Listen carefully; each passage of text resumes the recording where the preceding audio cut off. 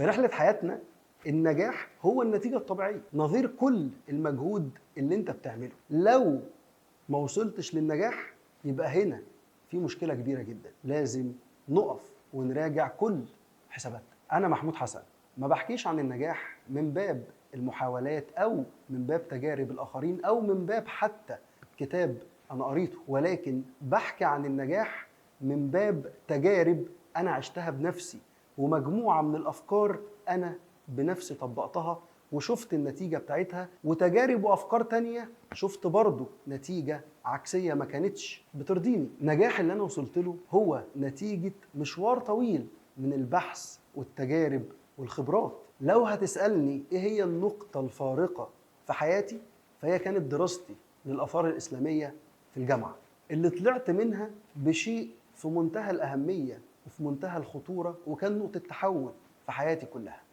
وهو انه علمني ان كل شيء احنا محتاجين نتأكد منه لازم نشوف الأثر بتاعه، لان هي مش مجرد تاريخ بيتكتب، لان اي كاتب يقدر يكتب اللي هو عايزه تحت بند قيود او تحت باب ان هو ليه مصلحة معينة في اللي هو بيكتبه، ولكن الأثر هو الشيء الحقيقي الثابت اللي ما فيهوش تغيير عن أي عصر أو عن أي تاريخ وبرضه عن أي شخص. لأن القاعدة الإلهية اتحطت من قديم الأزل، نحن نكتب ما قدموا وآثاره وكل شيء أحصيناه في إمام مبين. إحنا ما كناش محتاجين نعرف كتب عن الفراعنة، إحنا بس كان يكفي نشوف الأهرامات وهنعرف قد إيه الناس دول كانوا شاطرين في العصر بتاعهم من الناحية المعمارية. فاللي بيحصل في حياتك أو النجاح اللي أنت عايز توصل له مش مجرد نجاح وخلاص هيفيدك أنت،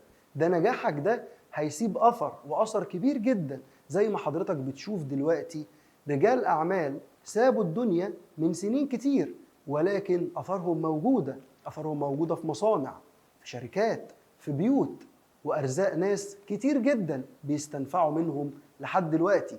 فاللي عايز أقوله لحضرتك إن اكتشفت إن أنت ما عندكش أو أنا ما عنديش رفاهية إن إحنا ننجح أو ما ننجحش، لأن النجاح هو نتيجة منطقية طبيعية لكل إنسان بيسعى وبيفهم فهم صحيح للحياة اللي إحنا عايشينها. لأن كل نجاح حضرتك هتعمله هو هيكون أثر ليك في الدنيا وبعد ما هتسيبها. وبعد ما فهمت بجد قوانين الحياة الحقيقية قدرت إن أنا أعيش الحياة زي ما أنا عايز، وقطعت مرحلة كبيرة جدا من البحث عشان أوصل للمرحلة دي. وأكاد أؤكد لحضرتك إن آخر 4 سنين في حياتي كانوا بفضل الله يعتبر جنة من جنات الله في الأرض، لأني قدرت أعيشهم بدون ما أحط أحكام على شيء، بدون ما أسمع معرقلات من حد أو من تجارب حد، ولكن أشوفها بنفسي وأعرف إزاي أتغلب عليها. فكل الأمور السابقة دي أنا قدرت ألخص ما يقرب من 12 سنة في 7 قواعد للحياة. لما هتعرفهم صح حياتك بعدهم مش هتكون شبه قبلهم تماما، لأن فعلا بعد ما طبقت القواعد دي في حياتي لقيت الحياة مختلفة وماشية بكل سهولة ويسر الحمد لله. كان الوعي هو البداية، لأن الوعي السليم الصحيح هو بداية كل شيء في الحياة. فهمت نفسي أكتر وفهمت الكون والقوانين اللي ماشي بيها، وقدرت إن أنا أطبقها في حياتي وأشوف النتائج بتاعتها. أنا مش هنا عشان أقدم دورة تدريبية، أنا هنا عشان أساعد حضرتك تشوف الحياة كلها بمنظور جديد ومنظور حقيقي.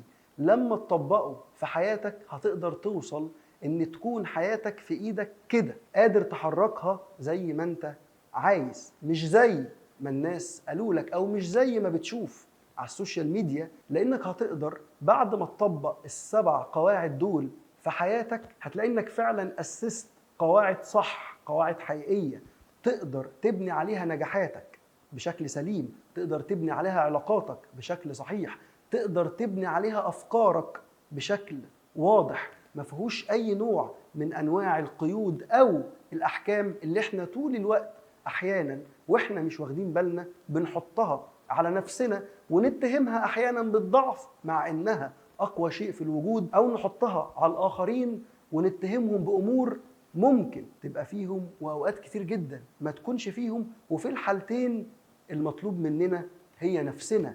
يا أيها الذين آمنوا عليكم أنفسكم. فأنا هنا عشان أخد حضرتك في رحلة علم ووعي وسعي وفهم وإدراك عشان تحول حياتك كلها لإنسان جديد بقلب سليم. شكرا لك.